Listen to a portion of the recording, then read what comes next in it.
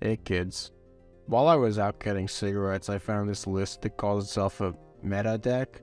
Now, I've never meta deck myself before, but I figured now was as good a time as ever to try, so I'm gonna play 5 games with this list, card for card, and see how they go. But before I do, I should probably read the description to see how it plays.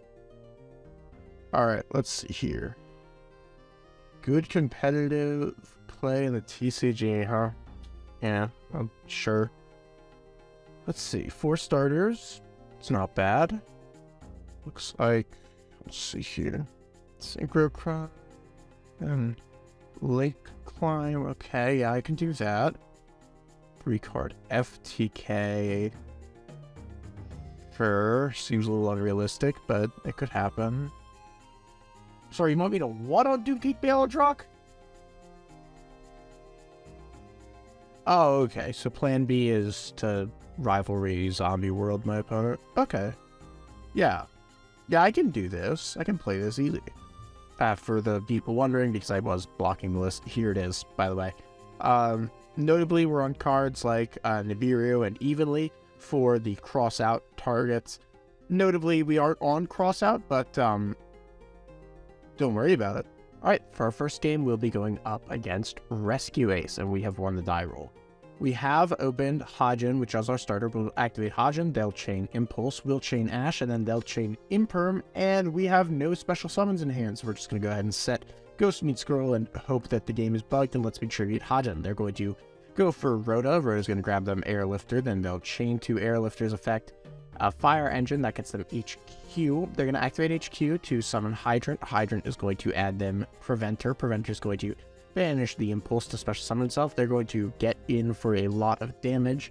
This isn't lethal, notably. They're going to go ahead and set an Imperm and then pass. We're going to set Metamorphosis and Mizuki and then pass. During their draw phase, we're going to Metamorphosis for the Hajin. That's going to allow them to have Fire Engine. We're going to activate Hajin for Daki. They're going to summon Monitor. Monitor's going to grab them Contain. And now they're just going to go to battle phase and kill us. Not off to a great start for this meta deck, but maybe game 2 will be different. Now for game 2, we'll be going up against Dark Magician.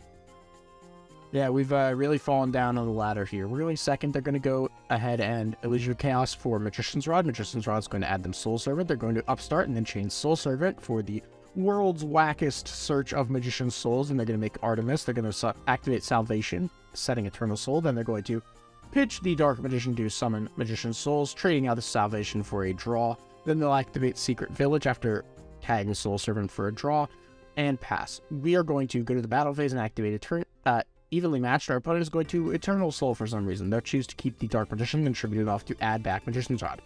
We're free to go off from here, so we'll normal Hajin, special Daki, make Oboroguruma, special Daki. Then we go ahead and special Yuki Musume, milling a copy of Agumazera, then make Tsuchiguma, special Daki, then make Tengu, special Daki. Now we'll make Yoko, special Daki, and from here we can make Yukiona, the Ice Mayakashi, special Daki, then we'll make Yukiona, special Daki. Then we'll make Gusha Dokuro, special Daki, then we'll make Yukiona, special Daki. And we'll set Mayakashi Return. I threw a good bit here. I was supposed to activate Return to search for the broken counter trap, but not counter trap, the broken normal trap floodgate, but I didn't notice that this is Mayakashi card, not Mayakashi monster. Anyway, they're going to activate Magician's Souls to summon Dark Magician. We will negate and zero it out. They're going to make Imduk and then summon Magician's Rod. That's going to get them Soul Servant. They're going to go to battle phase. Attack to punch over the Yukiona in damage step. They're going to Apprentice Illusion Magician, but we'll banish the Algo Mizera as protection. They're going to Soul Servant, stacking the Dark Magical Circle and then drawing into it, and then they will quit out when they realize they just can't win on the crack pack. For our next game, we'll be going up against Virtual World. Now, if I can be 100% honest, I have never read a virtual card in my entire life, and I have absolutely zero attention to. My opponent could have been cheating this entire time, and I would believe them. I haven't read any of their cards. I'm not going to. They're going to fucking move some cardboard around. I don't know, dude. I guess that thing summons itself and is, like, double foolish. Sure. Sure, that one's Monster Reborn for itself. That one searches? Cool. Wow, I guess they're going to send the trap and then make the Crimson Dragon. Now, that one I do know. That one I do actually know. For some reason, they can shuffle back a face-down card. Then they're going to make Scrap Iron Idol, And then, like, I guess they're gonna just keep summoning dudes, I guess. I don't know what's going on. They're gonna make Shen-Shen, that one I do know. And they'll make Super Heavy Samurai Brave Masaroa, which they will use to tag the Crimson Dragon into Hot Red King Calamity during my turn, during my draw phase. Will pass, and they're gonna BM by switching Masaroa to attack mode. Come on, literally first line. And we have lost. And now for our final game, we'll be going up against Blackluster Soldier. It's BLS. I guess they're on like a Poker Night engine for like, I guess it's her advanced ritual art. ARA is in here, right? It's not. Then why are they on there? I don't know.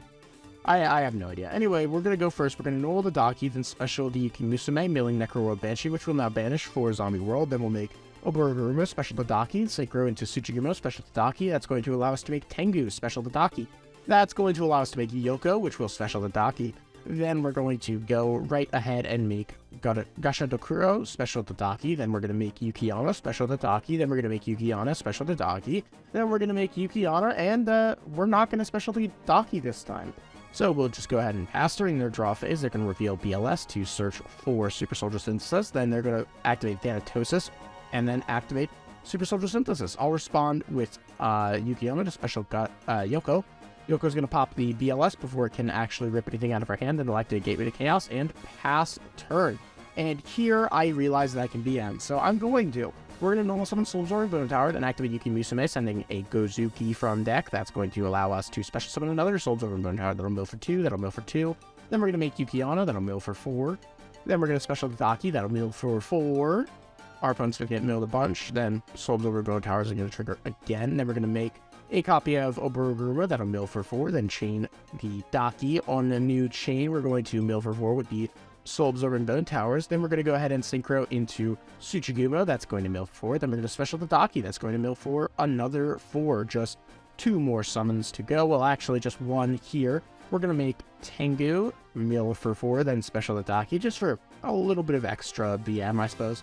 Our Bone Towers will trigger because they are mandatory and will pass. During the end phase, they're going to add back Envoy of Chaos twice, and they cannot draw, so they lose. This deck definitely does what it intends to, but honestly, what it does seems very easy to interrupt and way too low impact. Also, all the interruption the deck has in engine being tied to triggered effects is way too awkward to be good.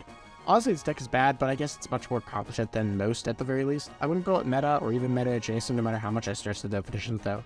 My biggest complaint is that the only way this deck actually does anything powerful is if it draws the Bone Tower Wombo combo, but a 3-card combo is just not what you should be relying on, like, in the slightest. So, I just can't really vouch for this. I don't think I would call this meta, like, at all. Alright, see ya.